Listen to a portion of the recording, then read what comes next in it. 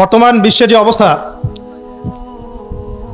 পুরো বিশ্বের প্রায় প্রতিটা রাষ্ট্রই আসন্ন বিপদের সম্মুখীন। এগুলো দেখার জন্য এক চোখ যথেষ্ট না। শুধু কোরআন এবং সুন্নাহ প্রোটেস্ট্যান্ট ভার্সনে পড়ে গেলেই কেউ দেখতে পারবে এমন নয়। এগুলো দেখা এবং বোঝার জন্য আল্লাহর নূর দরকার। কি দরকার? আল্লাহ পাকের নূর দরকার। যার কলবের মধ্যে আল্লাহর নূর আছে তার মধ্যে হিকমা এবং বাসিরা বেশি থাকে। যার মধ্যে কোরআন সুন্নাহর জ্ঞানের পাশাপাশি সমসাময়িক বিষয়গুলোর জ্ঞান আছে এবং এই সব জ্ঞান অর্জন করার পরে যে ব্যক্তি বিনয়ী অহংকারী নয় এবং যে ব্যক্তি এই জ্ঞান অনুযায়ী আমল করে এবং এই জ্ঞানটাকে বর্তমান প্রেক্ষাপটের সাথে মেলানোর চেষ্টা করে এবং সেজদায় পড়ে পড়ে আল্লাহর কাছে দোয়া করে, আল্লাহ আমাকে হেদায়েত দান করো, আল্লাহ আমাকে বাসিরা দান করো, আল্লাহ আমাকে দূরদর্শিতা দান করো, ইনশাআল্লাহ তাআলা আল্লাহ পাক তার কলবে তার নূর নাজিল করবে ইনশাআল্লাহ। আল্লাহ রাব্বুল আলামিনের নূর ছাড়া এই বিশ্বকে আপনি বুঝতে পারবেন না, চিনতে পারবেন না। তো প্রেক্ষাপট এখন এমন যেটা মিলে যাচ্ছে সরাসরি আইয়ামে জাহিলিয়াতের সাথে। এই শব্দটা শুনেছেন? আইয়ামে জাহিলিয়াত। আমরা সাধারণত বলি যে নবী সাল্লাল্লাহু আলাইহি ওয়াসাল্লামের নবুয়তের আগের যে যুগটা ছিল ওই যুগটাকে সাধারণত আইয়ামে জাহিলিয়াহ বলা হয়, মানে অন্ধকারাচ্ছন্ন যুগ বলা হয়, তাই তো? কেন বলা হয়? এটা কি ভালো প্রশ্ন না? কি কারণে ওই সমাজের মানুষগুলোকে আমরা জাহেল বলি? জাহেলকে, যে ব্যক্তি জানে না সে যেমন জাহেল, সত্য আসার পরে প্রত্যাখ্যান করে সেও তো জাহেল নাকি? এবং সত্যের অনুকূলে যে আমল করে না, সত্যকে পাশ কাটিয়ে চলে যায়, সে কি জাহেল নয়? জাহেলিয়াহ মানে কি? যারা জাহেলি কাজ করত তারা জাহেলিয়াতের মধ্যে ছিল। যারা জাহেলি মূর্খতাপূর্ণ কাজ করত তারা জাহেলিয়াতের মধ্যে ছিল। এখন এই যুগেও এসে যদি আমরা এই জ্ঞানের বিপ্লব আমরা যে বলি, এই বিশ্বেও যদি আমরা জাহেলের মতো কাজ করি, আমরাও জাহেলিয়াতের মধ্যেই আছি। কথা কি বুঝতে পারছেন? আচ্ছা, একটা প্রশ্ন করলাম, বলেন আইয়ামে জাহিলিয়াতকে কেন জাহিলি যুগ বলা হয়? বলেন। দাওয়াতের কাজ বন্ধ ছিল, একজন বলেছে, আপনি বলেন। বলেন। বর্বরতা ছিল, আর কি ছিল? মেয়ে সন্তানকে পুঁতে ফেলা হতো, আর কি ছিল? মূর্খতা, আর কি? মূর্তি পূজা করা। আচ্ছা, মাশাআল্লাহ, আপনারা পড়াশোনা করেন, বুঝতে পারছি, আলহামদুলিল্লাহ। আমি দোয়া করি আল্লাহ পাক আপনাদের জ্ঞান বাড়িয়ে দিক। কেন এই যুগে জ্ঞান ছাড়া চলা যাবে না। এই যুগটা অজ্ঞ থেকে চলার যুগ নয়, জ্ঞান অর্জন করতেই হবে। আর এই জ্ঞান অর্জন শুধু এককেন্দ্রিক করলে চলবে না, আপনাকে বহুমুখী শিক্ষায় শিক্ষিত হতেই হবে। অন্যথায় আপনি ওই যে বললাম আল্লাহর নূর, যেটা দিয়ে আপনি এখন বিশ্বকে দেখবেন, এটা অর্জন করতে পারবেন না। আরেকটা কথা বলে রাখি, অনেক ডিগ্রি সার্টিফিকেট অর্জন করার পরেও যদি মনের মধ্যে হিংসা আর অহংকার আর গীবত তোহমতের সংস্কৃতি না যায়, ওই নোংরা কলবেও আল্লাহর নূর নাজিল হয় না। কথা বুঝতে পারছি না? অনেক ডিগ্রি সার্টিফিকেট অর্জন করেছেন, তো মনের মধ্য থেকে এখনো হিংসাই যায় নাই, এখনো গীবত তোহমতের সমালোচনার সংস্কৃতিই বর্জন করতে পারেন নাই, এখনো খোলা মনে সবাইকে ভাই মনে করতে পারছেন না। সংকীর্ণ মন, একটা ছোট মন নিয়ে ছোট লোকের মতো আপনি চলাফেরা করেন। এই মন নিয়ে চললে আল্লাহর নূর নাজিল হবে না। আল্লাহর নূর পেতে হলে মনটা প্রশস্ত হতে হবে, নিরহংকারপূর্ণ হতে হবে, কারো প্রতি হিংসা নাই, কারো প্রতি বিদ্বেষ নাই, কেউ আমার শত্রু না, মুসলিম ভাইরা সবাই আমার ভাই। উদার একটা যখন মন মানসিকতা থাকবে, নিরহংকারপূর্ণ মন থাকবে, জ্ঞান অনুযায়ী আমল হবে, সেজদায় কান্নাকাটি করবেন, আল্লাহ নূর চলে আসবে ইনশাআল্লাহ। আর এগুলো আসলে এখনকার সায়েন্স দিয়ে আমি ব্যাখ্যা করতে পারবো না, এগুলো আধ্যাত্মিক কথাবার্তা। আমাদের বাহ্যিক এই জগতের বাইরেও কিন্তু একটা জগৎ আছে, আমি মনে হয় বুঝাতে পারছি না। বারাকা, আল্লাহ পাকের বরকত কি দেখেছেন কখনো চোখ দিয়ে? আল্লাহ পাকের বরকত বলে একটা কথা আছে না? আছে না? আচ্ছা, আর বরকত কি জিনিস আপনি কি চোখে দেখতে পারেন? এমন একজন সালাফের কথা পড়লাম যিনি 40 বছর বেঁচে ছিলেন। কত বছর? 40 বছর। এই 40 বছরে তিনি প্রায় 300টা বই লিখেছেন। কয়টা? 300টা। এখন বলেন, আমরা এখানে যারা বসে আছি অনেকেই 40 পার করে ফেলছি না? আমরা এই 40 বছরে কিছু করতে পেরেছি? এই 40 বছরে একটা মানুষ 300টা বই লিখতে পারে? তাহলে আমরা বুঝতে পারছি যে তাদের সময়ের যে বরকত আর আমাদের হায়াতের বরকত এক না। বরকত সম্পূর্ণ ভিন্ন জিনিস, যেটা আমরা চাক্ষুষ দেখা জ্ঞান দিয়ে বিশ্লেষণ করতে পারবো না।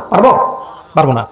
আরো বুঝাচ্ছি, দেখুন, রাসূলুল্লাহ সাল্লাল্লাহু আলাইহি ওয়াসাল্লাম সারাদিনে কত কাজ করতেন। তাহাজ্জুদ পড়তেন, শেষ রাত্রে উঠতেন, রাতের এক অংশ ঘুমাতেন, আরেক অংশ উঠতেন, উঠে তাহাজ্জুদের নামাজ পড়তেন, লম্বা কেরাত, মানে এক রাকাতে প্রায় 4 পারা কোরআন তেলাওয়াত করেছেন। এক রাকাতে 4 পারা। আমরা তো 4টা আয়াত পড়লেই একদম তাড়াতাড়ি রুকু করতে হবে, দাঁড়ায় থাকতে পারতেছি না। তাই নামাজ তো ডিজিটাল, এখন যুগের সাথে সাথে নামাজও কি ডিজিটাল। অনেক মসজিদে নামাজ পড়লে মনে হয় ইমাম সাহেব পেশাব পায়খানা চাপ নিয়ে নামাজ পড়াচ্ছে মনে হয়, তাড়াতাড়ি নামাজ শেষ করতে পারলে বাঁচে। আবার দেখা যায় মাঝে মাঝে যে নামাজ মানুষ পড়াচ্ছে, পড়তেছে না, মানে নামাজ পড়ানোর দায়িত্ব সে পালন করছে, নামাজ নিজে পড়তেছে না। তো এই ডিজিটাল নামাজ না, নবী সাল্লাল্লাহু আলাইহি ওয়াসাল্লাম এক রাকাতে 4 পারা কোরআন তেলাওয়াত করেছেন, প্রায় 4.5 পারা তাহাজ্জুদের নামাজে। তখনই তো গিয়ে পা ফুলবে। এই যে পা ফুলতো, এমনি এমনি পা ফোলে? কতক্ষণ দাঁড়ায় থাকলে একটা মানুষের পা ফোলে? তো নবী সাল্লাল্লাহু আলাইহি ওয়াসাল্লামের পা ফুলে যেত, পা মোবারক ফুলে যেত। লম্বা সালাত পড়তেন, সালাতের পরে আবার কিছুক্ষণ ডান কাতে শুয়ে থাকতেন সুন্নত পড়ে। বেলাল রাদিয়াল্লাহু আনহু এসে ডাক দিতেন, তিনি গিয়ে মসজিদ নববীতে নামাজ পড়াতেন। ফজরের নামাজও হতো লম্বা, কেরাত হতো লম্বা। নামাজের পরে আবার সাহাবীদের সাথে কথাবার্তা বলতেন, দ্বীনি বিষয়ে মোজাকারা করতেন। তারপরে ইশরাকের নামাজ পড়তেন, চাশতের নামাজ পড়তেন, পরিবারের দেখাশোনা করতেন, দিন প্রচার করতেন। রুজি রুটির ব্যাপার ছিল। এই সারাদিন যে এতগুলো কাজ তিনি করতেন, একদিনে একটা মানুষ এত কাজ করতে পারে? তো নবী সাল্লাল্লাহু আলাইহি ওয়াসাল্লামের জীবনের বরকত আমার জীবনের বরকত কি সমান? তাহলে বলেন, বরকত কি আমি চাক্ষুষ জ্ঞান দিয়ে প্রমাণ করতে পারবো? এরকম অনেক বিষয় আছে ইসলামে যেটা চাক্ষুষ জ্ঞান দিয়ে প্রমাণ করা যায় না। কবরের আযাব দেখেছেন? কেউ কি প্রমাণ করতে পারবে? আপনি কি ফেরেশতাকে দেখেছেন যারা এখন এখানে ঘিরে রেখেছে জায়গাটা? এই জায়গাটা কি ফেরেশতারা ঘিরে রাখে নাই? আল্লাহ রাসূল কি সেই কথা বলেন নাই? কিন্তু আমরা কি প্রমাণ করতে পারবো এখন? আপনি চাক্ষুষ জ্ঞান দিয়ে পারবেন না। কবরের আযাব প্রমাণ করতে পারবেন না। স্বপ্ন মাঝে মাঝে দেখেন, সত্য হয় কি হয় না? মুমিনের স্বপ্ন সত্যি হবে কি হবে না? আখিরুজ জামানে মুমিনের স্বপ্ন বেশি বেশি সত্য হবে। তো সত্য স্বপ্নের কি ব্যাখ্যা দিবেন? কোনো ব্যাখ্যা নাই। আপনি কি জান্নাত জাহান্নাম দেখেছেন? দেখেন নাই। মিজান পুলসিরাত দেখেছেন? রূহ, আপনার শরীরে একটা রূহ আছে, আত্মা, এটা কি দেখেছেন? এখন এই যে বিষয়গুলো দেখা যায় না, আধ্যাত্মিকত্ব, বারাকা, আল্লাহর নূর, কবরের আযাব, পরকাল, ফেরেশতা, জিনজাতি, তো এগুলোকে আমরা তো বাহ্যিক জ্ঞান দিয়ে ব্যাখ্যা করতে পারবো না। পারবো? তাই বলে কি এগুলোর অস্তিত্ব নাই? বলেন, এগুলোর অস্তিত্ব আছে কি নাই? যদি এগুলোর অস্তিত্ব কেউ বিজ্ঞান দিয়ে প্রমাণ করতে চায় পারবে? যুক্তি দিয়ে প্রমাণ করতে চাইলে পারবে? কোনো দর্শন দিয়ে প্রমাণ করতে চাইলে পারবে? পারবে না। তাহলে এখানে একটা বিষয় হচ্ছে, আল্লাহর পক্ষ থেকে যা নাজিল হয়েছে চোখ বন্ধ করে বিশ্বাস করতে হবে। এখন এই চোখ বন্ধ করে বিশ্বাস করলে পরে মানুষ আপনাকে বলবে ধর্মান্ধ। কি বলবে? এবং ইসলামের এই মৌলিক বিষয়গুলোকে যদি আপনি চোখ বন্ধ করে মেনে চলেন, এখনকার বিশ্বের মানুষ আপনাকে বলবে আপনি মৌলবাদী। এখন আপনি বলেন, ইসলামের মৌলিক বিষয়গুলোকে মেনে না চললে কি কেউ মুসলিম হতে পারবে কিনা? পারবে? তাহলে পরিপূর্ণ মুসলিম হতে হলে আমাকে মৌলবাদী হতে হচ্ছে কিনা? আমি এটা দিয়ে কি বুঝাচ্ছি? আল্লাহ পাকের নাজিল করা প্রতিটা বিষয়কে চোখ বন্ধ করে মানতে হবে। কিছু বিষয় আমার বুঝে আসবে, কিছু বিষয় আমার বুঝে নাও আসতে পারে। এখন যতগুলো বিষয় বললাম, একটাও কি ব্যাখ্যা করতে পারবেন? কিন্তু এগুলো আপনাকে মানতেই হচ্ছে, কারণ আপনি মুসলিম। আল্লাহ বলেছেন, রাসূল বলেছেন, আমি মেনেছি। এখন আমার জ্ঞান কি আল্লাহ এবং তার রাসূলের জ্ঞানের চেয়ে বেশি না কম? এই পুরো মহাবিশ্ব যিনি পরিচালনা করছেন, তার জ্ঞান বেশি না আমার জ্ঞান বেশি? এই পুরো মহাবিশ্বের শত কোটি গ্যালাক্সি আছে, এক একটা গ্যালাক্সিতে হাজার হাজার সৌরজগৎ আছে। এরকম শত সহস্র গ্যালাক্সি নিয়ে একটা আসমান গঠিত হয়। এরকম 7টা মহাদেশ আছে, 7টা মহাবিশ্ব আছে। এই 7 মহাবিশ্বের উপরে আছে কুরসি, ওয়াসিআ কুরসিয়ুহুস সামাওয়াতি ওয়াল আরদ। তার উপরে আছে মহাসাগর, যার গভীরতা 500 বছরের পথ। তার উপরে আছে আল্লাহ রাব্বুল আলামিনের আরশে আজিম। আর আল্লাহ রাব্বুল আলামিন এই আরশের উপর সমুন্নত। সেই মহান আল্লাহকে আমরা বলি আল্লাহু আকবার। কি বলি? এই যে আল্লাহু আকবারের মর্ম বুঝলেন? এখন এই বিশাল সত্তা আল্লাহু আকবার, আল্লাহ পাক সবচেয়ে বড়, এই সর্বোচ্চ সত্তার জ্ঞান বেশি না আমার জ্ঞান বেশি? তার পক্ষ থেকে যখন কোরআন এবং হাদিস নাজিল হচ্ছে, আমাকে তো চোখ বন্ধ করেই মানতে হবে, নাকি আমি যুক্তি দিব? হ্যাঁ, কিছু বিষয় আমার বুঝে আসবে, কিছু বিষয় আমার বুঝে নাও আসতে পারে। কিছু বিষয় আমি সায়েন্স দিয়ে প্রমাণ করতে পারবো, কিছু নাও পারতে পারি। কিছু আমি দর্শন দিয়ে প্রমাণ করতে পারবো, কিছু নাও পারতে পারি। যেগুলো পারছি না সেগুলো আমার বা আমাদের জ্ঞানের সীমাবদ্ধতা। এই কথাটা বলতে গিয়ে এদিকে আসলাম। দেখুন, এমন অনেক বিষয় আছে যেগুলো আমরা খালি চোখে ব্যাখ্যা করতে পারবো না। আমরা যে যুগটাকে আইয়ামে জাহিলিয়াত বলছি, ওই যুগটাতে যে সমস্যাগুলো ছিল, যে পাপগুলো ছিল, সেগুলো এখনকার বিশ্বে আরো অনেক উঁচু লেভেলে বিরাজ করছে। যেমন এই যে আপনারা বললেন, একটা পাপ ছিল শিরক। সরাসরি মূর্তি পূজা বলছি না, আমরা বলছি কি শিরকের পাপ ছিল। ওই আইয়ামে জাহিলিয়াতের মানুষগুলো শিরকের পাপে নিমজ্জিত ছিল। তারা শুধু মূর্তির পূজাই করতো এমনটা নয়, তারা কবরেরও পূজা করত, তারা মৃত মানুষেরও পূজা করত, তারা কেউ কেউ নাস্তিকতায়ও বিশ্বাসী ছিল। সূরা মুমিনুন পড়লে দেখবেন তাদের মধ্যে একটা আকীদা ছিল, ইন হিয়া ইল্লা হায়াতুনা দুনিয়া নামুতু ওয়া নাহয়া। কাফেররা বলতো যে আমরা এই পৃথিবীতে জন্মেছি, এখানেই আমরা জন্মাবো, এখানেই মারা যাবো, ওয়া মা নাহনু বিমাবউসিন, আমাদেরকে পুনরুত্থিত করা হবে না। এই পরকালের কনসেপ্টে তারা বিশ্বাস করতো না। তো এরকমও লোক ছিল। শুধু যে লাত, ওজ্জা, হবল, মানাত এগুলোর পূজা করতো তাই নয় বিষয়টা। এখানে কবর পূজাও ছিল, এখানে আপনার মৃত মানুষের পূজাও ছিল, এখানে গাছপালা, চন্দ্র, সূর্য, নক্ষত্রের পূজাও ছিল, আবার নাস্তিকতাও ছিল। এক কথায় আইয়ামে জাহিলিয়াতের সবচেয়ে বড় পাপ ছিল শিরক। কথা কি বুঝতে পারছেন ভাই? আচ্ছা, না বুঝলে বলবেন, শেষে গিয়ে প্রশ্ন করবেন ইনশাআল্লাহ, সমস্যা নাই। তাহলে প্রথম যে পাপটার কথা বললাম সেটা কি? শিরক। এখন একটু এই 1400 বছর পরে চলে আসেন, চলে এসে দেখেন এখনকার সমাজের দিকে তাকান, এখনকার মুসলিম রাষ্ট্রগুলোর দিকে তাকান আর পুরো বিশ্বের দিকে তাকান, সবচেয়ে বড় সমস্যাটা কি বলেন? সবচেয়ে বড় সমস্যা কি শিরক নয়? আচ্ছা, মুসলিমরা কি এখন অনেকেই কবর পূজা করে না? মুসলিমদের মধ্যে অনেকেই দেখবেন যে মৃত মানুষের কাছে যাচ্ছে না, মৃত মানুষের কাছে সন্তান প্রার্থনা করে না, ওই যে ওখানে গিয়ে নজর মান্নত করছে না যে মৃত মানুষকে সন্তুষ্ট করলে আমার ভালো হবে, না হলে আমার কোনো ক্ষতি হয়ে যাবে, এটা মানুষ করছে না? মুসলিমদের মধ্যে বহু মানুষ আল্লাহর হালালকে হারাম করছে না, আল্লাহর হারামকে হালাল করে নিচ্ছে না, এটাও কিন্তু শিরক। আপনি কি জানেন যে আল্লাহর হালালকে হারাম করলে শিরক হয়? আল্লাহর হারামকে হালাল করলে শিরক হয়? সুদ হালাল না হারাম? না, সুদ তো ফরজ।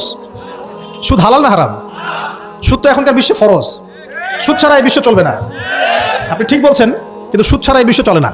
যে কোনো কিছু করতে গেলে সুদ লাগবে। তো এখন যে সবাই এটাকে হালাল করে নিচ্ছে, এটা কি হচ্ছে? আল্লাহর হারামকে মানুষ হালাল করছে না? আচ্ছা বলেন, মদ হারাম না হালাল? বলেন। মদ তো ওয়াজিব নাকি? যুব সমাজে তো মদ না খেলে চলেই না। মদ খায় না এমন যুব সমাজের সংখ্যা বেশি না খায় তার সংখ্যা বেশি? কয়টা ছেলে আছে স্মোক করে না? বলেন, কয়টা ছেলে দেখাতে পারবেন যারা স্মোক করে না? এখানে কারা কারা স্মোক করেন না? মাশাআল্লাহ, আলহামদুলিল্লাহ, মাশাআল্লাহ। হাত নামান, হাত নামান, হাত নামান।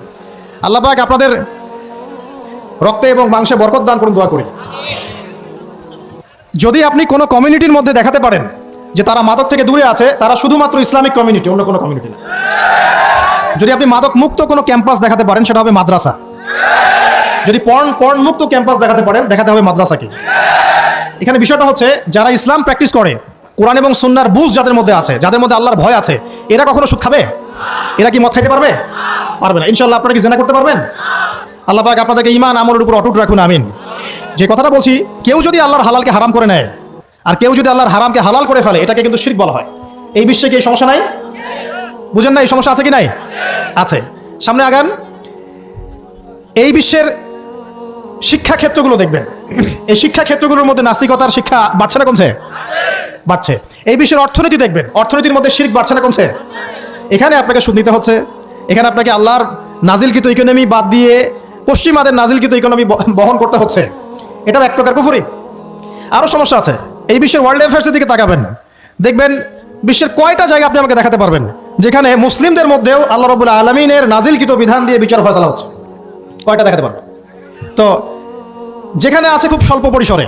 পুরো বিশ্বের অবস্থা আজকে এমন। পর্নোগ্রাফি হালাল না হারাম? পশ্চিমা সংস্কৃতির মধ্য দিয়ে এটা সারা বিশ্বে ছড়িয়ে দেওয়া হয়েছে। মানুষ এখন এটাকে available part of our life এটা মনে করছে, common part of our life. পর্দা হালাল না হারাম?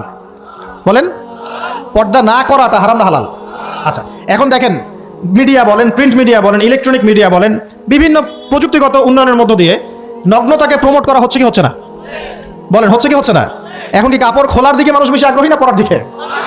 দেখবেন ইসলামের বুঝ যাদের মধ্যে নাই, এরা কাপড় খুলতে যাচ্ছে এখন। আর আমি আপনাদেরকে বলি, আগের লেকচারগুলোতেও বলেছি, এই পুরো মহাবিশ্বে আমাদের বাবা আর মা আদম এবং হাওয়া আলাইহিস সালাম, তাদের গা থেকে পোশাকটা খুলে ফেলেছিল কে জানেন? কে? ইবলিস। যখনই তারা গাছের কাছে গেলেন, তখন কি হলো? ফালাম্মা যাকাশ শাজারা বাদাত লাহুমা সাওয়াতিহিমা। যখনই তারা গাছের কাছে গেলেন, তাদের কাপড় খুলে পড়ে গেল। তাহলে পুরো মহাবিশ্বে আমাদের পিতামাতাকে নগ্ন করে দিয়েছে কে? ইবলিস, শয়তান। তাহলে এখন পৃথিবীতে যারা মুসলিমদেরকে বা অমুসলিমদেরকে, পুরো মানবতাকে যারা নগ্ন করতে চাচ্ছে, এরা কার এজেন্ট? এরা কার এজেন্টটা বাস্তবায়ন করছে? এটা কি বুঝতে বাকি থাকে? আমি কথাগুলো বানিয়ে বলি নাই। সূরা আরাফ পড়েন, দেখবেন সব লেখা আছে। আসেন, এক কথায় বলতে চাচ্ছি, ওই সময়কার যে শিরকটা শুধুমাত্র মক্কায় সীমাবদ্ধ ছিল, এখনকার শিরকটা গ্লোবালাইজেশন হয়েছে আর কি। পুরো দেশে দেশে দেশে শিরক ছড়িয়ে পড়েছে আর কি। আসেন, ওই সময় আরেকটা বড় পাপ ছিল, যেটাই যে এক ভাই বললো, সেটা হলো রিবা। রিবা, রিবা মানে কি? সুদ। রিবা মানে সুদ, জানেন তো? আর সুদ তো ফরজ নাকি ভাই? আচ্ছা, এমন কোনো গ্রাম নাই বাংলাদেশে যেখানে সুদ নাই, আর বিশ্বের এমন কোনো দেশ নাই যেখানে সুদ নাই। আর এই যুগের কথাই নবী সাল্লাল্লাহু আলাইহি ওয়াসাল্লাম হয়তোবা বলেছিলেন, আল্লাহু আ'লাম, আল্লাহ ভালো জানেন, যে এমন একটা যুগ আসবে যে যুগে ম্যাক্সিমামই সুদখোর হবে। যে ব্যক্তি সুদের ছিটাফোটা, মানে সুদের পাপ থেকে বেঁচে থাকতে চাইবে, ওর গায়েও গিয়ে সুদের ছিটাফোটা গিয়ে লাগবে। এটা সেই যুগ না? আপনি বুঝতে পারছেন না হয়তো, এটা সেই যুগ। আপনি মনে করছেন দাড়ি টুপি পাগড়ি জুব্বা মাশাআল্লাহ সব লাগাই দিছি, হ্যাঁ, বাইরে একটা সাইনবোর্ড আছে, আমি মৌলভী আল্লামা, আমি একজন দায়ী বক্তা, কিন্তু সুদের যে ওই ছিটাফোটা, এটা আপনার কাছে আমার কাছেও আছে। হয়তো আপনি বুঝতে পারছেন না। কখন বুঝবেন? যখন ইসলামিক অর্থনীতির বইগুলো পড়তে পারবেন। আর শুধু ইসলামিক অর্থনীতির বই যথেষ্ট না, এর পাশাপাশি আমাদের দরকার এই প্রচলিত যে IMF, ইন্টারন্যাশনাল মনিটারি সিস্টেম, এর নীতিগুলো জানা। তখন কি আপনি বুঝবেন ওয়ার্ল্ড ব্যাংক কি জিনিস, IMF কি জিনিস, ঠিক আছে? তখন বুঝবেন যে পেট্রো ডলার কি জিনিস, তখন বুঝবেন যে হার্ড কারেন্সি সফট কারেন্সি কি জিনিস, এখন বুঝবেন না। আর যেহেতু বুঝবেন না, অতএব আমি এগুলো বলেও লাভ নাই।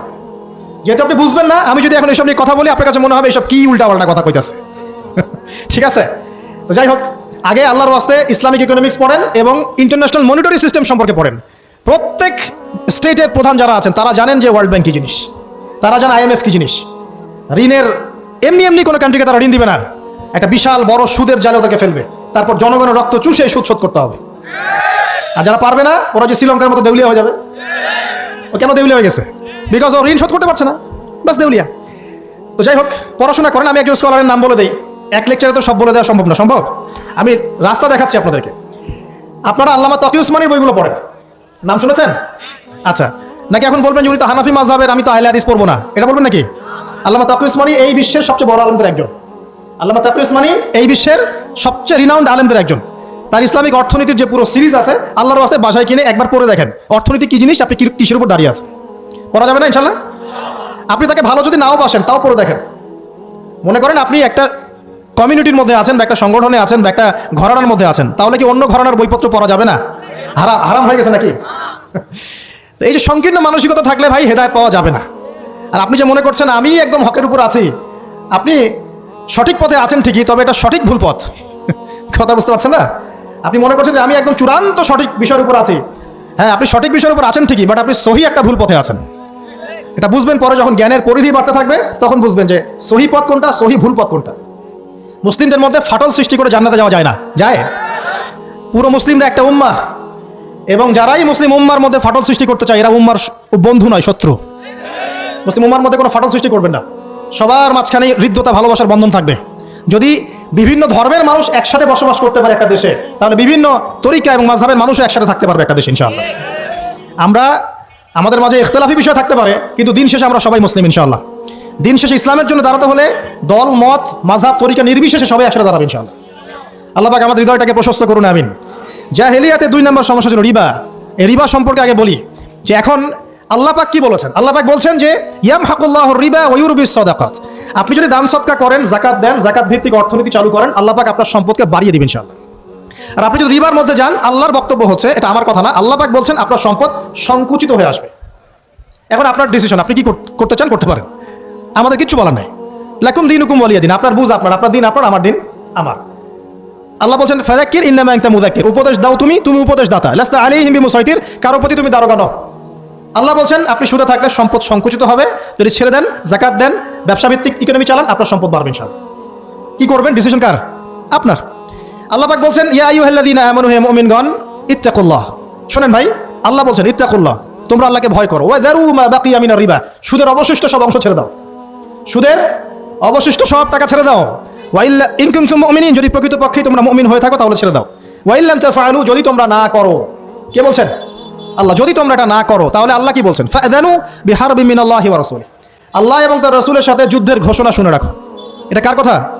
এখন আপনি যদি চান আল্লাহর পক্ষে যুদ্ধ করতে পারেন, আপনি চাইলে আল্লাহ এবং তার রাসূলের বিপক্ষেও যুদ্ধ করতে পারেন। আপনাকে কি বাধা দিবে? দিবে না। ডিসিশন কার? ডিসিশন আপনার। নবী সাল্লাল্লাহু আলাইহি ওয়াসাল্লাম আরো বলেছেন যে, আপনারা জানেন হাদিসটা, নতুন কোন হাদিস বলছি না, আপনারা জানেন, প্রত্যেক আলেম জানেন, প্রত্যেক মাযহাবের ইমাম জানেন। কি সেটা? যে সুদের পাপের 70 বা 73টা শাখা আছে। কয়টা? 73 বা 70টা শাখা আছে। তার সবচেয়ে নিম্ন শাখা হচ্ছে নিজের মাকে বিয়ে করা। দেখলেন আমাদের অন্তরে কি কথাটা আঘাত করলো? আপনি কি আপনার মায়ের সাথে, নাউযুবিল্লাহ, আপনি কি আপনার মাকে বিয়ে করতে পারবেন? এটা কি কোনো ব্যক্তির পক্ষে সম্ভব? কিন্তু নবী সাল্লাল্লাহু আলাইহি ওয়াসাল্লাম বলছেন 73 শাখার সবচেয়ে নিম্ন শাখা হচ্ছে সেই ব্যক্তি যেন তার মাকে বিয়ে করলো। আর সর্বোচ্চ শাখা কি? ওই যে আল্লাহ এবং তার রাসূলের সাথে কি করা? যুদ্ধ করা। আরেকটা হাদিস আছে, নবী সাল্লাল্লাহু আলাইহি ওয়াসাল্লাম বলেছেন 4 শ্রেণীর মানুষ আছে, এদেরকে আমি সমানভাবে অভিশাপ দিলাম। কয় শ্রেণী? 4 শ্রেণী। জাস্ট শুনে রাখেন হাদিসগুলা। আমি জানি এই বিশ্বে আপনি এই হাদিসগুলোর উপর ইমপ্লিমেন্টেশনে যেতে পারবেন না, এটা আমি বুঝি, কিন্তু আকীদা ঠিক থাকতে কি কোনো সমস্যা আছে? একটা মানুষ পাপ করে, জেনে করে যে হ্যাঁ আমি জানি এই কাজটা খারাপ, ঠিক আছে। আরেকটা মানুষ মনে করে না এটা করলেও হয়, না করলেও হয়, কোনো সমস্যা নেই।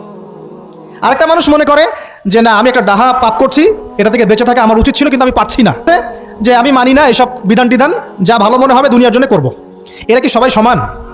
একজন মানুষ যে জানে যে এটা খারাপ কাজ কিন্তু বাধ্য হয়ে সে করতে হচ্ছে, সে ব্যক্তি তো ওর চেয়ে কিছুটা হলে উত্তম নাকি যে ব্যক্তি দেধারসে পাপ করছে? আচ্ছা, ওই যে এক ছেলে বলেছিল আমাদেরকে মেসেজ করে যে আমি একটা মেয়েকে খুব ভালোবাসি হুজুর, তাকে বিয়ে করতে চাই, এখন ওই মেয়ের বাসার লোকজন রাজি হচ্ছে না। তো এই ছেলের মধ্যে কি চেতনাটা কি, সে প্রেম করছে ঠিকই, হারাম অ্যাফেয়ার্সে আছে ঠিকই, কিন্তু সে তাকে বিয়ে করতে চায়, ওটা হালাল করতে চায়।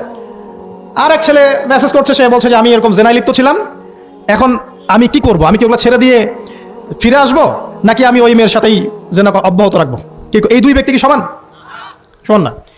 এটাই বোঝাচ্ছি আপনাদেরকে। দেখুন, 4 শ্রেণীর মানুষের কথা নবীজি বলেছেন। এক শ্রেণী হচ্ছে সেই ব্যক্তি যে নিজে সুদ খায়। কারা কারা খাই? এবার হাত উঠান, কারা কারা খান? আলহামদুলিল্লাহ। দ্বিতীয় শ্রেণী যারা খায় না কিন্তু মানুষকে দেয়। এবার দেন কারা কারা? আচ্ছা। 3 নাম্বার, খায়ও না দেয়ও না। খায়ও না দেয়ও না, সাক্ষী থাকে। সাক্ষী আছেন কারা কারা? সাক্ষী অনেকজনে আছে। আচ্ছা, মাশাআল্লাহ, লা ইলাহা ইল্লাল্লাহ। 4 নাম্বার, খায়ও না দেয়ও না, সাক্ষীও থাকে না, লিখে রাখে। এবার লেখেন কারা কারা? এইবার তো মুশকিল। এখানে তো অনেক বিসিএস ক্যাডার আছেন মনে হয়, এবং অনেক এমন এমন সেকশনে জব করছেন যেখানে লিখতে হচ্ছে নাকি। তো এই 4 শ্রেণীর মানুষকে নবী সাল্লাল্লাহু আলাইহি ওয়াসাল্লাম কি করেছেন ভাই, আমি শোনাই আপনাকে খালি। আল্লাহ নবী বলেছেন যে আমি 4 শ্রেণীর মানুষকে সমানভাবে অভিশাপ দিয়ে গেলাম, এতটুকু বলেছেন। এবার আপনি যদি মনে করেন যে নবী সাল্লাল্লাহু আলাইহি ওয়াসাল্লামের অভিশাপ কাঁধে নিয়ে আমার আমলগুলো কবুল হচ্ছে, বা আমি কবরে অ্যান্সার দিতে পারবো প্রশ্নোত্তর, আমি এই মিজানের দাড়ি পাল্লা আমার নেকির পাল্লা ভারী হবে, বা আমি রাসূল সাল্লাল্লাহু আলাইহি ওয়াসাল্লামের সুপারিশ পাবো, হ্যাঁ, বা আমি রাসূলের সাথে জান্নাতে থাকতে পারবো, আমি বলবো এই চিন্তাটা হবে একটা অলিক প্রসূত কল্পনা, আর কিছু না। এখন তওবা করেন আমার সাথে, বলেন আজকে থেকে কোনো রকমের সুদী কারবারে থাকবো না।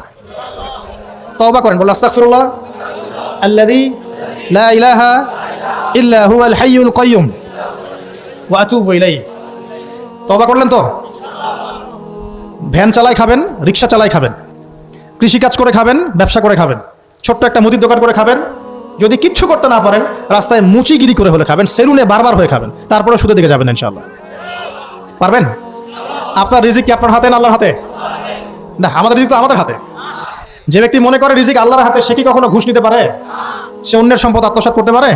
সে অন্যের জমি সিজ করতে পারে? সে দুর্নীতি করতে পারে? সে সুদ খাইতে পারে?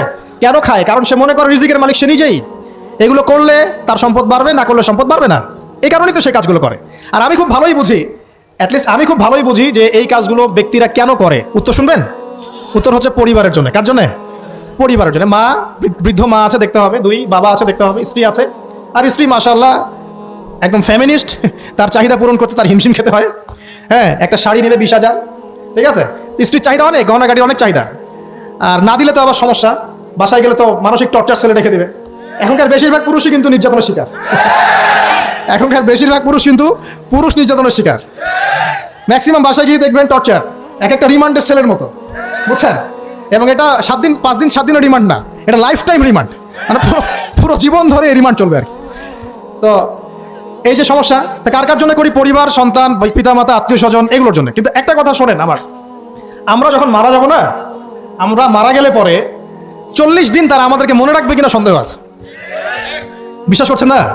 এই যে আমাদের অনেক আত্মীয় স্বজন মারা গেছে না, বছরে একটা বারো কি কবরস্থানে গিয়েছে, হয়তো যায় মৃত্যুবার্ষিকী ওই দিন যায়, তাই না? দেখেন আমরা কিন্তু আস্তে আস্তে ভুলে গিয়েছি তাদেরকে, আমরা ব্যস্ত হয়ে গেছি। ঠিক একইভাবে তারাও আমাদেরকে ভুলে যাবে।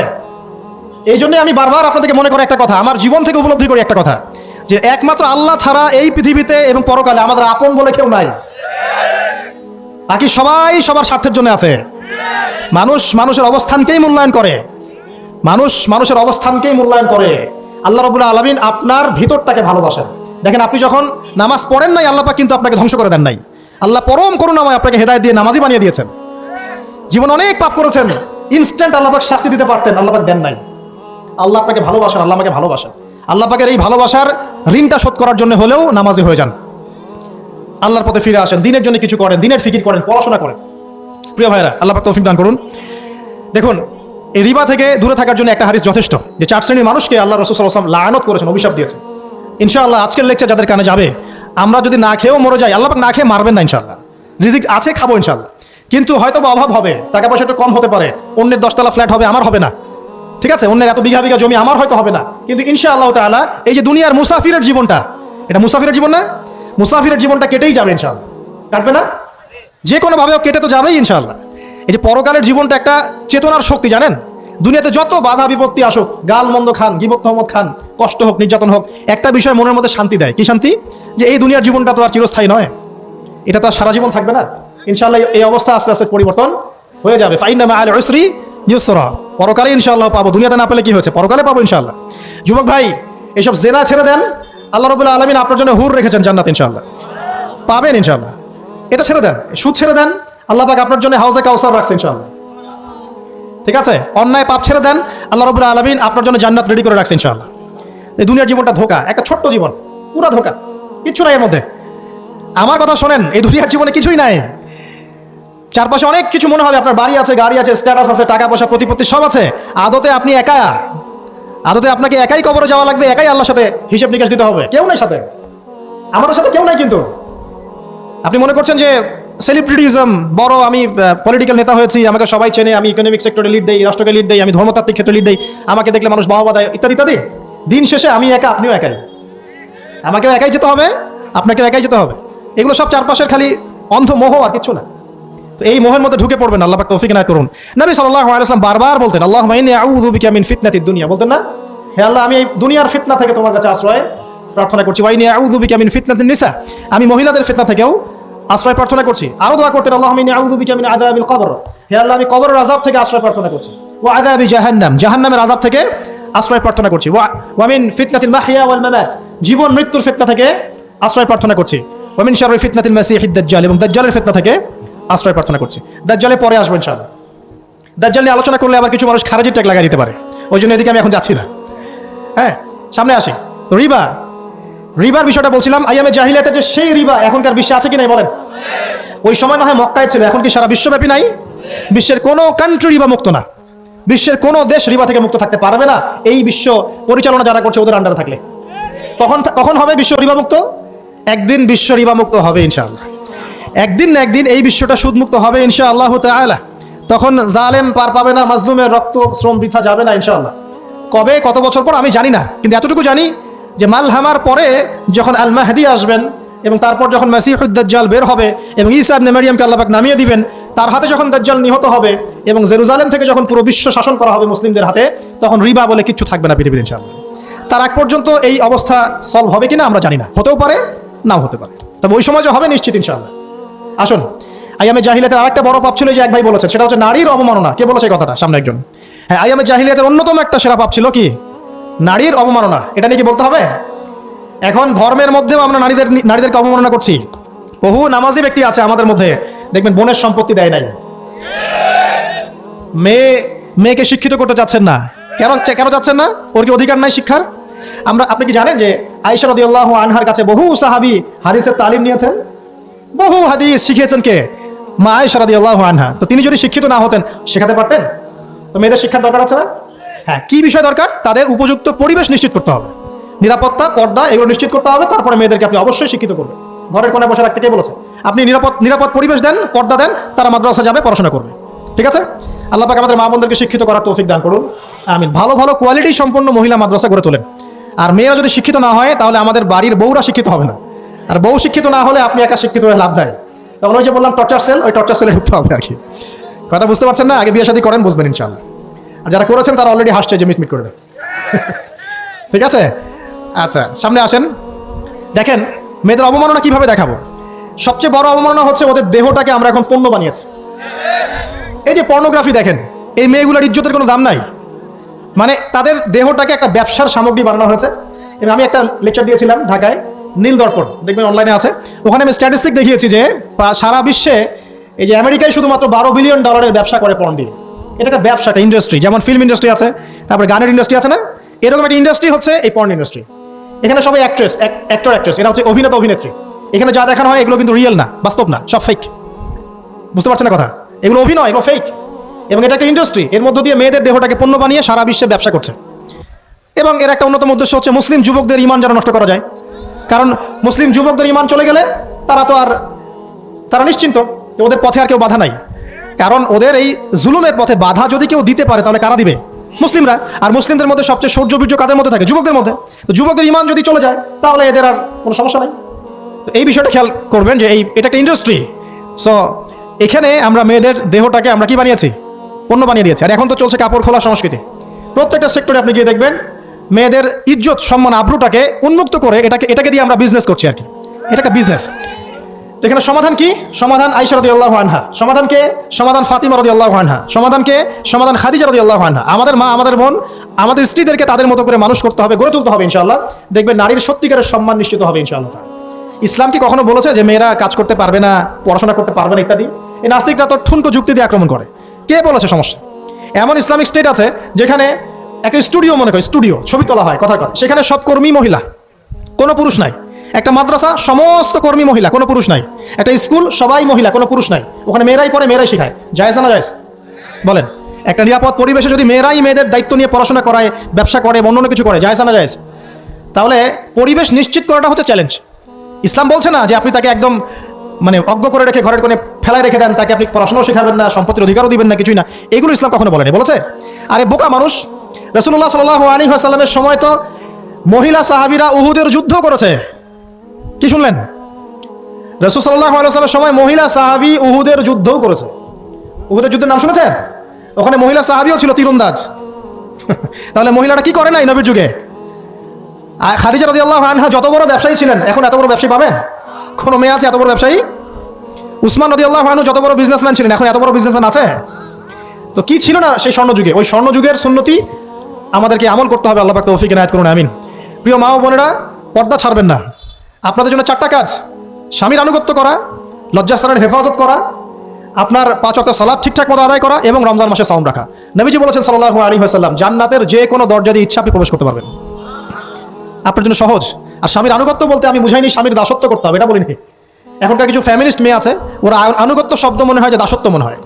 আনুগত্য দাসত্ব এক জিনিস না। আনুগত্য কি? স্বামী কোরআন সুন্নাহর অনুকূলে কোনো কথা বলেছে, আপনি মানবেন।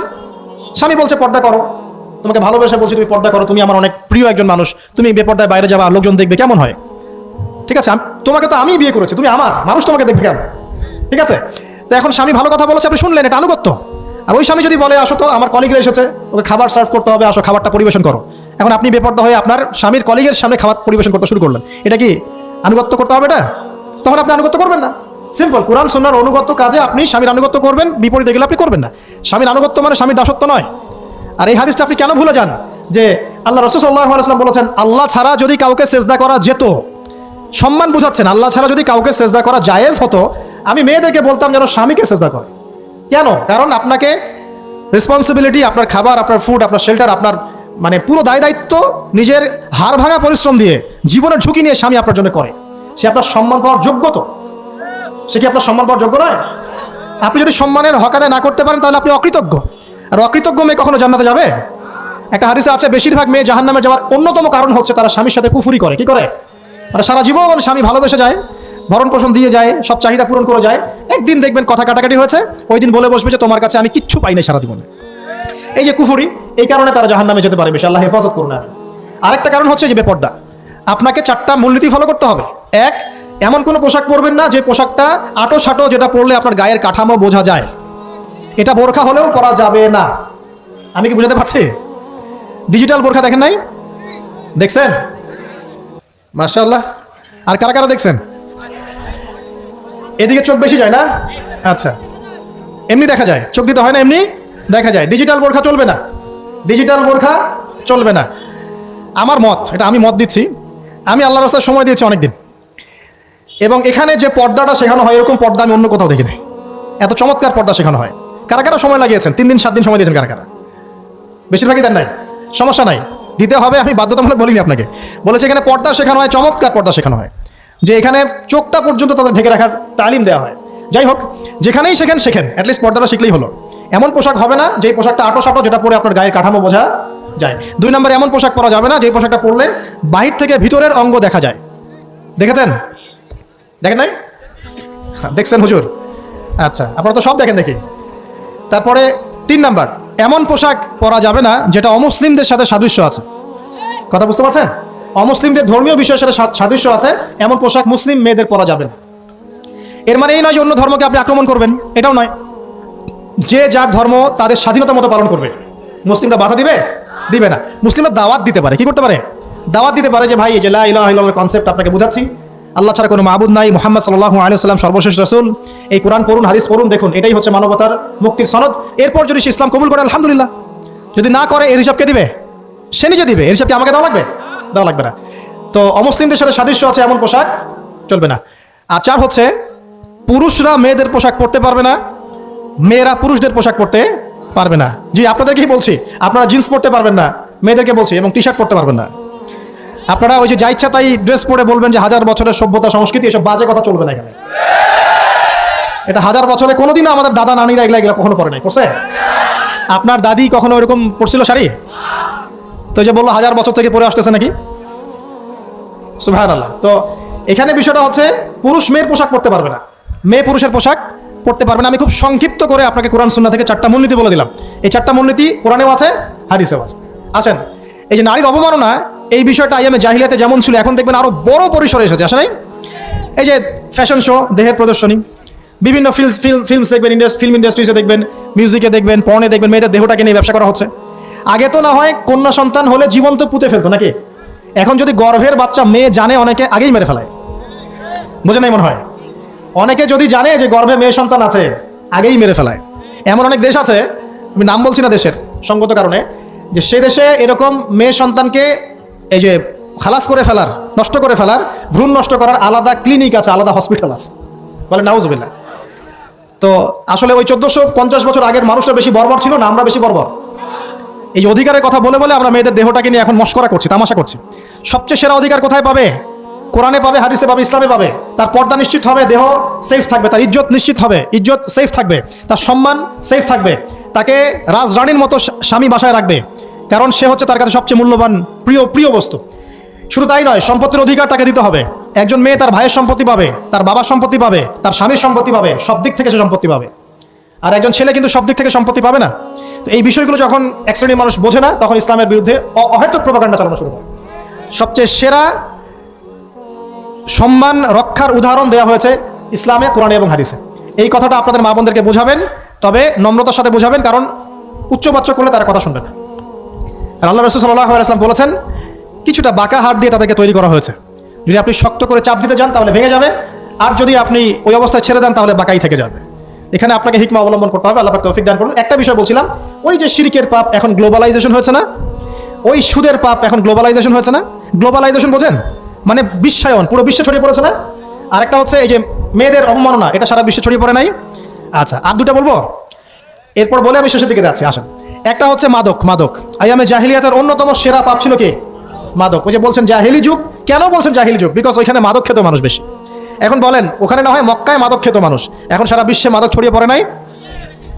বেশি না কম? এখন এই যে নতুন নতুন মাদক আসছে, ইয়াবা, আরও নাকি কি আসছে নতুন নতুন, আমরা নামও জানি না। এই যে গাজার নাম জানি, ফেন্সিডিলের নাম জানি, আর কি আছে? হিরোইন বলেন না, দু একটা। আফিম, আর কি আছে? হ্যাঁ, রেন্ডি, সুবহানাল্লাহ, এই নামও কখনো শুনি নাই আমি। আচ্ছা শোনেন, বিষয়টা হচ্ছে, দেখুন, এই বিষয়টা কি হালাল না হারাম? আচ্ছা, এটাকে যদি আমরা হালাল করে নেই তাহলে কি হবে? কুফরি হবে না শিরক হবে? শিরক কুফর দুটোই হচ্ছে। কিন্তু এখন মক্কার কিছু মানুষ মাদক খেয়েছে, বুঝলাম। আল্লাহ রাব্বুল আলামিন ধাপে ধাপে এখান থেকে বের করেছেন। প্রথমে বলেছেন মদ খেয়ে নামাজের ধার কাছে যেও না। হ্যাঁ, তারপরে বলেছেন এই যে মাদকে কিছুটা উপকার আছে কিন্তু বেশি ক্ষতি। তারপর বলেছেন খেয়ে নামাজের কাছে যেও না। তারপর ধাপে ধাপে শেষের দিকে আল্লাহ পাক বলেছেন যে এটাকে ছেড়ে দাও।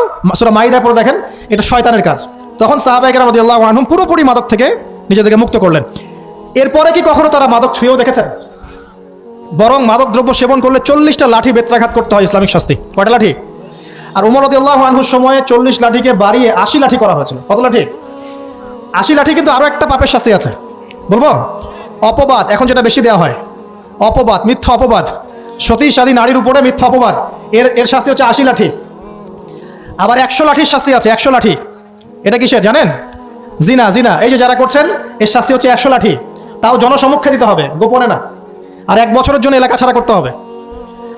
রজম একটা শাস্তি আছে, রজম। এটা কি? রজম মানে পাথর নিক্ষেপ করে হত্যা। এটা তো বর্বর, তাই না?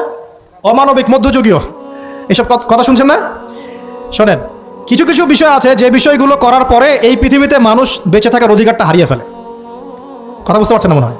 কিছু কিছু পাপ আছে, এগুলো করলে পরে মানুষ এই পৃথিবীতে বেঁচে থাকার অধিকারটা হারিয়ে ফেলে। যেমন কোনো বিবাহিত ব্যক্তি যদি জেনা করে, নাউজুবিল্লাহ, কোনো ছেলে যদি কোনো ছেলের সাথে যৌন সম্পর্ক করে, সমকামী করে, বা এটাকে যেটা গে মানে যেটা কি বলে, সমকামিতা, ঠিক আছে? এই কাজ যদি কেউ করে, এই নোংরা কাজ যদি কেউ করে, কোনো মেয়ে যদি কোনো মেয়ের সাথে এরকম কোনো কাজ করে, একই পাপ। এইসব পাপ করলে পরে এই পৃথিবীতে বেঁচে থাকার অধিকারটা সে হারিয়ে ফেলে। কথা কি বুঝতে পারছেন? আচ্ছা, তখন শাস্তি হচ্ছে আল্লাহ রাব্বুল আলামিন পাথর নিক্ষেপ করে হত্যা করতে বলেছেন। কারণ হচ্ছে সে এত গর্হিত একটা কাজ করেছে যেটা এই শাস্তি পাওয়ার সম্পূর্ণ যোগ্য। এবং কওমে লূত নামে যে কওম ছিল, ওই কওমটাকে আসমানে উঠিয়ে আল্লাহ পাক পাথর বর্ষণ করে এভাবেই শেষ করে দিয়েছেন। জর্ডান একটা দেশ আছে না, জর্ডানের পাশে ডেড সি নামে একটা জায়গা আছে, ডেড সি, মৃত সাগর। ওইখানে সাদুম নামে একটা গোত্র থাকতো। কোন গোত্র? সাদুম। ওই সাদুম গোত্র এরকম সমকামী ছিল। আল্লাহ রাব্বুল আলামিন লূত আলাইহিস সালামকে পাঠিয়েছিলেন, তারা হেদায়েতের বাণী শোনে নাই। আল্লাহ পাক ওদেরকে আসমানে উঠিয়ে পাথর নিক্ষেপ করে উল্টা দিকে দাফন করে দিয়েছেন। নাউজুবিল্লাহ। তো কিছু কিছু পাপ আল্লাহ পাক সহ্য করেন না, আল্লাহ পাকের আরশ কেঁপে ওঠে। এই পাপগুলো সেরকম পাপ। কথা বুঝতে পারছেন? তো এই যে জিনা, পর্নোগ্রাফি, ব্যভিচার, পরকীয়া, এগুলোর মধ্য দিয়ে আমরা নারীর অবমাননা করছি না? এবং ধর্মের মাধ্যমে মাঝে মাঝে করছি, যখন আমরা ধর্মের নামে মেয়েদের অধিকার দিচ্ছি না। অনেকেই সম্পত্তির অধিকার দিচ্ছেন না, অনেকেই শিক্ষিত করছেন না, অনেকেই আরও যৌতুক নিচ্ছেন না, যৌতুক নিচ্ছেন না অনেকেই। যে বিয়ের সময় যৌতুক নেয়, এটা তো মেয়ের উপর, মেয়ের পিতার উপর টর্চার করা, সম্পূর্ণ হারাম, সম্পূর্ণ হারাম। তারপরে দেখবেন রিপোর্টগুলো পড়ে দেখবেন যে এই বছর 2022, এই 22-এই গভর্নমেন্ট রিপোর্ট অনুযায়ী নিবন্ধিত প্রায় 1339টা ধর্ষণের মামলা হয়েছে। তো এটা এখন অ্যাভেলেবল, যে কোনো সব জায়গায় ধর্ষণ হচ্ছে এখন অ্যাভেলেবল। মানুষ এটাকে স্বাভাবিক মনে করছে এখন, নর্মাল ধর্ষণ হতেই পারে, মানুষ এখন এমন মনে করছে। প্রত্যেক দিন পেপার খুলবেন, দেখবেন রেপের খবর, প্রত্যেক দিন খবর শুনবেন ধর্ষণের খবর। আর সব খবর তো আসে না, আসে হয়তো 10%, 20%, 30%, বেশিরভাগই আসে না। এলাকায় মোড়ে মোড়ে দেখবেন, গ্রামে গঞ্জে শহরে বন্দরে খালি ইফটিজিং দেখবেন, খালি ইফটিজিং। মেয়েদেরকে যৌন হয়রানি করা হচ্ছে, বাসে, অটোতে, টেম্পুতে, সব জায়গায়। বাসের মধ্যে মেয়েকে রেপ করে ফেলা হচ্ছে। একটা বাচ্চা মেয়ে যে বোঝেও না যে সেক্সুয়াল বিষয়গুলো কি জিনিস, ওকেও রেপ করা হচ্ছে। এই যে মহামারী, আপনি তো বুঝতে পারছেন না যে আমরা কোন সমাজে আছি। এই সমাজে আপনার মেয়ে তো সেফ না, আমার মেয়ে তো সেফ না। আমার মেয়ে, আপনার মেয়ে ভবিষ্যৎ কি হবে, এর ভবিষ্যতের নিশ্চয়তা কে দিবে? আপনার মেয়ের ইজ্জতের ভবিষ্যতের নিশ্চয়তা কে দিবে? এই নিশ্চয়তা দেওয়ার মতো মানুষ কোথায়, নেতা কোথায়? কারো ঘরের স্ত্রী, কারো ঘরের বোন, কারো ঘরের মেয়ে এখন সেফ না। যে কোনো দিন, যে কোনো জায়গায়, যে কোনো দুর্ঘটনা হতে পারে। বাসে, ট্রাকে, ট্রেনে, অটোতে, সব জায়গায় হতে পারে। আর এগুলোকে আমরা প্রমোট করছি, এখন নগ্নতাকে প্রমোট করছি, পর্নকে প্রমোট করছি। এই নগ্নতা, পর্ন, এসব দিয়ে মানুষের মাথাটাকে পুরো জানোয়ার বানিয়ে ফেলা হয়েছে। পর্ন দেখাতে দেখাতে ছেলেদের মাথাটাকে জানোয়ার, পশু বানিয়ে ফেলা হয়েছে। এরা এখন বোঝে না যে মেয়ে কি জিনিস, মা কি জিনিস, বোন কি জিনিস, তাও বোঝে না। ভাই বোনের সাথে জেনা করেছে, চাচাতো বোন চাচাতো ভাইয়ের সাথে জেনা করছে, চাচাতো ভাই ফুফাতো বোনের সাথে জেনা করছে। রংপুরের খবর শুনলাম যে মায়ের সাথে ছেলেও জেনা করেছে। নাউজুবিল্লাহ। এগুলো কেন হচ্ছে? এই মহামারী কেন হচ্ছে? কি সমাধান দিবে? সমাধান ইসলামে ছিল, আমরা নেই নাই। সমাধান হচ্ছে, প্রথম সমাধান অশ্লীলতার মহামারী বন্ধ করতে হবে। পর্নোগ্রাফির সমস্ত সাইটগুলো বন্ধ করে ফেলতে হবে। আজকের নিউজ দেখেছি আমি, এটা আমি ধন্যবাদ জানাই বাংলাদেশ গভর্নমেন্টের যে তথ্য প্রযুক্তির যে সেন্টার আছে, প্রায় 26,000 পর্ন সাইট তারা বন্ধ করে দিয়েছে, আলহামদুলিল্লাহ। তো কথা বললে তো কাজ হবে, কথা না বললে কাজ হবে কিভাবে? 26,000 পর্ন সাইট তারা বন্ধ করে দিয়েছে। যখন সমাজের মানুষ পর্ন দেখতে দেখতে পশু হয়ে গেছে, আপনি বাইরে এই যে আলখাল্লা টুপি দাঁড়িয়ে পরে ঘুরলে লাভ আছে? ভিতর থেকে তো আপনি পশু। দেখবেন মসজিদ ইমাম সাহেব নামাজ পড়তে এসেছে, বাসায় পর্ন দেখে আসছে, নামাজে কোনো মনোযোগ নাই। দেখবেন টাপাটাপ নামাজ পড়ছে, কোনো মনোযোগই নাই, পর্ন দেখে। ইমানের আলোচনা করবেন, খুব লাফালাফি করলো, 2 দিন পর দেখবেন কোনো খবর নাই, পর্ন দেখতে দেখতে ভিতরটা শেষ, ড্যামেজ। পর্নোগ্রাফিতে যে একবার আসক্ত হয়েছে, তার মধ্যে ইমানের কোনো তেজই থাকবে না, কোনো তেজ থাকবে না। এখন আলেম জালেম সবার ফোনে ফোনে দেখবেন পর্ন চলে আসতেছে, কেউ দেখতে না চাইলেও তাকে দেখতে বাধ্য করা হচ্ছে। ফেসবুকে ঢুকবেন, নগ্ন দৃশ্য। এই নগ্নতা দিয়ে, এই পর্নোগ্রাফি দিয়ে, এই যে মিডিয়ার মধ্যে দিয়ে প্রমোটিংটা দিয়ে ব্যভিচার ছড়িয়ে দেয়া, জেনা ছড়িয়ে দেয়া, অশ্লীলতা ছড়িয়ে দেয়া, পরকীয়া ছড়িয়ে দেয়া, এর মধ্য দিয়ে নারীর সম্মান, দেহ, ইজ্জতকে আমরা এখন রাস্তার সাথে মিশিয়ে দিয়েছি। কিসের অধিকারের কথা বলছে? কিসের নারী অধিকারের কথা বলছে? খালি ডিগ্রি সার্টিফিকেট অর্জন করতে পারলেই অধিকার হয়? আমার তো ইজ্জতই ঠিক থাকলো না, আমার অধিকার কোথায় থাকলো? একটা সার্টিফিকেট অর্জন করার জন্য কলেজের মেয়েদেরকে বড় বড় নেতার বেডরুমে ঢুকানো হচ্ছে, দেখেন নাই? তো একটা সার্টিফিকেট অর্জন করতেই হবে আমাকে, নিজের ইজ্জত বিক্রি করে দিয়ে হলেও আমার সার্টিফিকেট অর্জন করতেই হবে। লাথি মারি এসব পড়াশোনার পিছনে, দরকার নেই আমার পড়াশোনা। হচ্ছে বাসায়, এলাকায় এলাকায় মহিলা মাদ্রাসা করেন, মাদ্রাসায় মেয়েদেরকে পড়ান।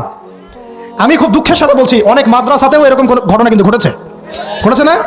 এখানে একটা কথা আমরা পরিষ্কার করতে চাই, সেটা হলো যে পাপী, রেপি, ধর্ষণী, সে আলেম করুক আর জালেম করুক, ইমাম করুক আর জালেম করুক, ফাসেক করুক, সবাইকে সমান শাস্তি নিশ্চিত করতে হবে। আর শাস্তি হবে দৃষ্টান্তমূলক, যেন আরো 10 জন দেখে শিক্ষা নেয়। ওই যে ইসলামে আছে না হাত কেটে ফেলা, কি কারণে বলেন তো? কারণ সবাই যখন দেখবে এই যে খুঁটির সাথে বেঁধে একটা চোরের হাত কেটে ফেলা হয়েছে, এলাকার সব মানুষ দেখেছে, চুরি বাড়বে না কমবে? নিশ্চিত চুরি কমে যাবে ইনশাআল্লাহ। তো এই যে নারীর অবমাননার ওই যুগের চেয়ে এই যুগে বেশি না কম? আপনি ভালো করে আল্লাহর নূর দিয়ে দেখেন। আমি প্রথমে বলেছি, শুধু বাইরের চোখ দিয়ে দেখলে সব বুঝতে পারবেন না। আল্লাহ পাকে নূর দিয়ে দেখেন, কোরআন সুন্নাহর গভীর জ্ঞান দিয়ে দেখেন, দেখবেন ওই জাহিলিয়াতের চেয়ে 1000 গুণ বেশি জাহিলিয়াত এখনকার বিশ্বে চলছে।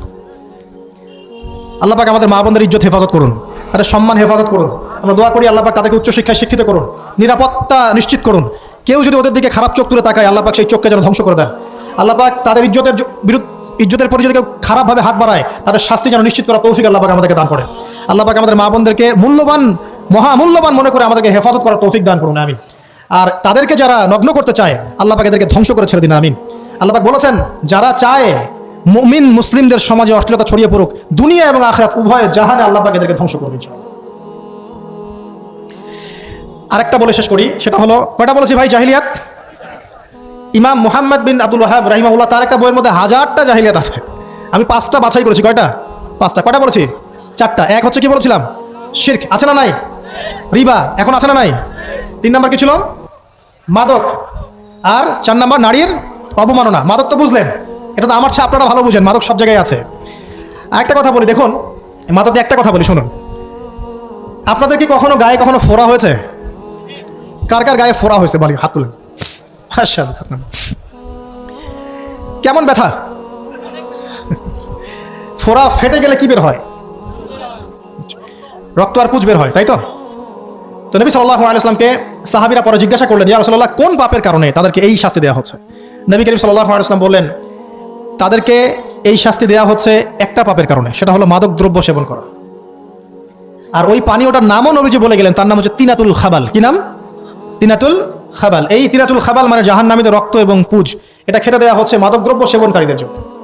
আল্লাহ রাসূল সাল্লাল্লাহু আলাইহি ওয়াসাল্লাম বলেছেন, কোনো ব্যক্তি যদি মাদক সেবন করে, তার 40 দিনের নামাজ কবুল হবে না। সে যদি আবার তওবা করে ফিরে আসে, আল্লাহ পাক মাফ করে দিবেন ইনশাআল্লাহ। যদি আবারও মাদক খায়, আবার 40 দিনের নামাজ কবুল হবে না। তারপর যদি আবার তওবা করে, আবার আল্লাহ মাফ করে দিবেন ইনশাআল্লাহ। তারপর যদি আবার মাদক খায়, আবার 40 দিনের নামাজ কবুল হবে না। তারপর যদি আবার তওবা করে, আবার আল্লাহ মাফ করে দিবেন। তারপরে যদি আবার মাদক খায়, তখন আল্লাহ রাব্বুল আলামিন তাকে তিনাতুল খাবাল পান করাবেন। প্রিয় ভাইরা, আপনারা মুসলিম না? আমরা মুসলিম না? মুসলিম যুবকদের সবচেয়ে সেরা অস্ত্র হচ্ছে ঈমান এবং নৈতিকতা। অন্যরা জাহিলিয়াতের স্রোতে ভেসে যাক, মুসলিম তরুণরা কখনো জাহিলিয়াতে যাবে না ইনশাআল্লাহ। আমার সাথে ওয়াদা করেন যে কোনো প্রকার মাদক দ্রব্যের সাথে সংশ্লিষ্ট থাকবেন না। একটা সিগারেটও কখনো টান দিবেন না, কারণ সিগারেটটা কি? সিগারেট আপনাকে আস্তে আস্তে অন্য মাদকের দিকে নিয়ে যাবে। সিগারেট খাওয়া শিখেছিস, এখন গাঁজাও খা। গাঁজা খাওয়া শিখলে এখন ওটা খা, ওটা খা, এই করতে থাকবে। এক পর্যায়ে আপনি এখান থেকে আর বের হতে পারবেন না। এখানে আপনার দেহের ক্ষতি, আপনার মস্তিষ্কের ক্ষতি, আপনার পরিবারের ক্ষতি। এমন আপনি যদি পরবর্তীতে গিয়ে পরিবার গঠন করতে চান, আপনি সুখী পরিবারও গঠন করতে পারবেন না, কারণ ভিতর থেকে আপনি নিজেকে শেষ করে ফেলেছেন। দুইটা ভয়ঙ্কর পাপের কথা বলে দেই। এই দুইটা পাপে যারা আসক্ত হয়ে আছে, তারা তওবা করে ফিরে আসলে পরেও সারা জীবন তাদেরকে এটা সাফার করতে হবে। কথা বুঝতে পারছেন না? তওবা করে ফিরে এসেছেন মনে করেন, তারপরেও আপনাকে সারা জীবন এই পাপের ফলটা ভোগ করতে হবে। এক, মাদক দ্রব্য দীর্ঘদিন সেবন করেছেন, তওবা করেছেন, ফিরে এসেছেন, আল্লাহ হয়তো মাফ করে দিয়েছেন, আল্লাহ পাক মাফ করে দিয়েছেন, বাট আপনি আপনার দেহের যে ক্ষতিটা করে ফেলেছেন, এটা পোষাতে পারবেন না। 1 নাম্বার। 2, তখন আপনি যদি বিয়ে করেন, আপনি স্ত্রীকে সন্তুষ্ট করতে পারবেন না। হ্যাঁ।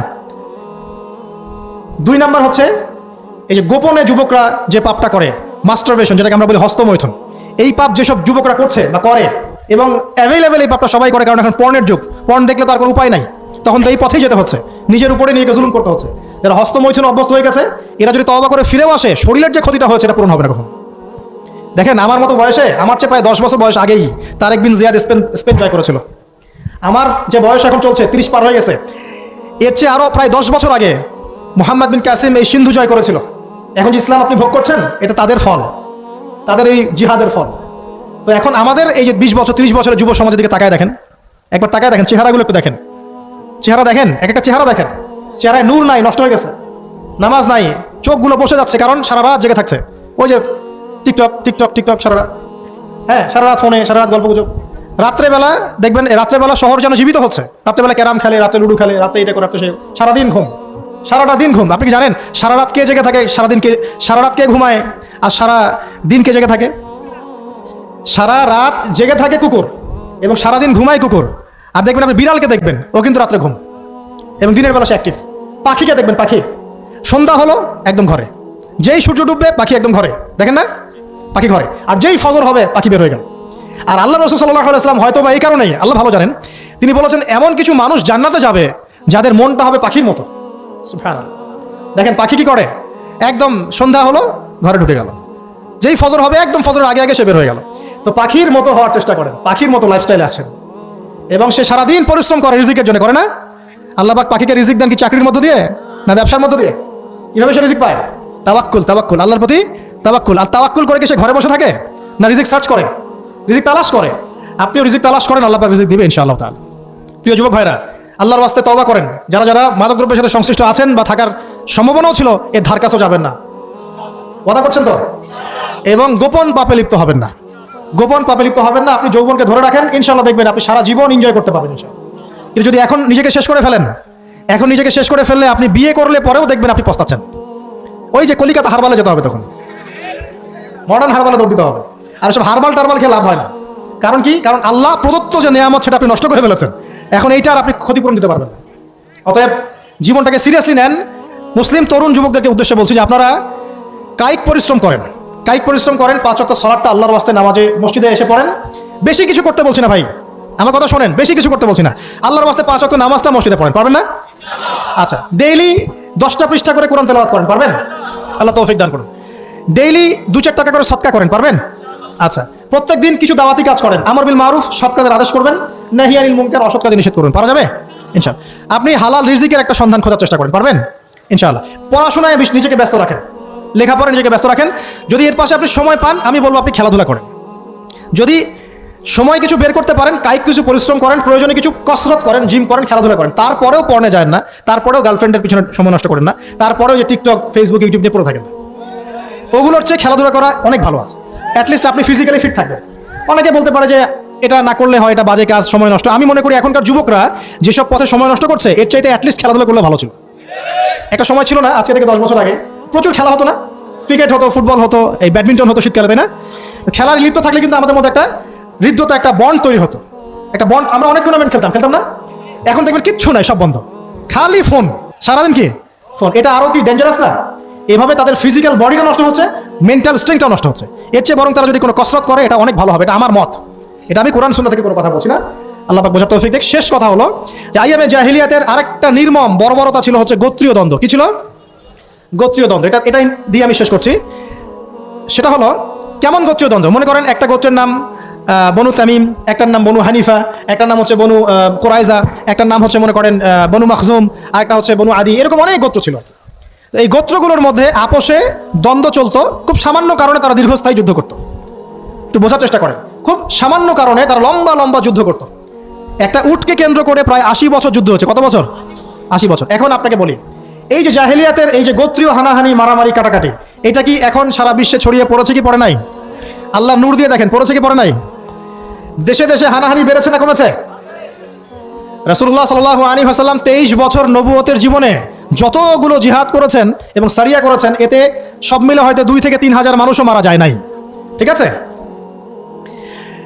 কিন্তু এখনকার দেখবেন প্রথম বিশ্বযুদ্ধেই কয়েক কোটি মানুষ শেষ, দ্বিতীয় বিশ্বযুদ্ধেই আরও কয়েক কোটি মানুষ শেষ। আর সামনে যে নিউক্লিয়ার যুদ্ধ হতে যাচ্ছে, আল্লাহু আলাম কবে হবে, এবং এটা হইলে যে কি হবে পৃথিবীর অবস্থা আল্লাহই ভালো জানে।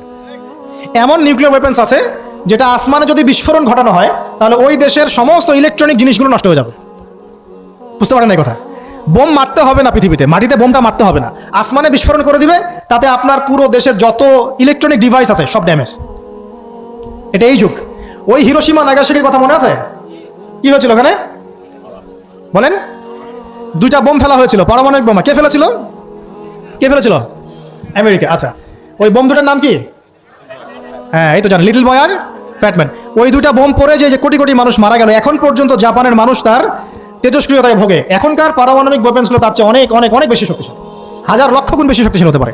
রাশিয়ার কাছে এমন সুপারসনিক মিসাইলস আছে, নিউক্লিয়ার মিসাইলস, যেগুলো শব্দের গতিবেগের চাইতেও 10 গুণ বেশি যেতে পারে। শব্দের গতিবেগ কত হার্টস বলা হয়? তোমার সায়েন্সে পড়ো নাই?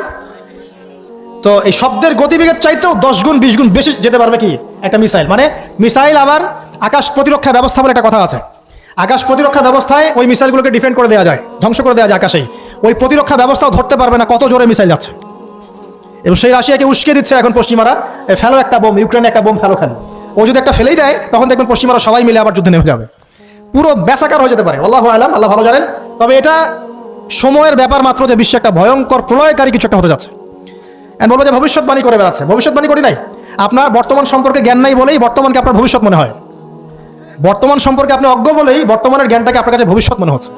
বর্তমান সম্পর্কে জ্ঞান অর্জন করেন, দেখবেন সঠিক বুঝতে পারবেন। নিউক্লিয়ার যুদ্ধের দ্বার প্রান্তে। তো যেটা বলছিলাম, এই যে গোত্রীয় হানাহানি দেখেন ছড়িয়ে পড়েছে, আর এই হানাহানিকে উস্কে দিচ্ছে কারা? এই হানাহানিকে উস্কে দিচ্ছে একটা শ্রেণী, তার নাম জায়নিস্ট মুভমেন্ট। তারা কি চায়? তারা চায় চীনকে তাইওয়ানের সাথে বিরোধ বাঁধিয়ে দিতে, তারা চায় বাংলাদেশের অভ্যন্তরে একটা ফাসাদ লাগিয়ে রাখতে, তারা চায় মিয়ানমারকে দিয়ে বাংলাদেশকে বিজি রাখতে, তারা চায় ইউক্রেনকে দিয়ে রাশিয়াকে বিজি রাখতে, তারা চায় ইসরায়েলকে দিয়ে প্যালেস্টাইনকে বিজি রাখতে। বিভিন্ন জায়গায় সব সেট করে রাখা হয়েছে আর কি। এবং তার উদ্দেশ্য হচ্ছে পৃথিবী থেকে মানব জাতি কমিয়ে ফেলা, এবং আস্তে আস্তে যেন ওদের যে agenda, they want to rule the world, তারা সারা ওয়ার্ল্ডটাকে রুল করতে চায় এবং ইসলামকে পুরো মুছে ফেলতে চায়। এবং ইসলাম শুধু না, ধর্মতাত্ত্বিক যে কোনো কনসেপ্ট আসলেই ওটাকে মুছে ফেলতে চায়। যে কোনো ধর্মকেই তারা সহ্য করতে পারছে না।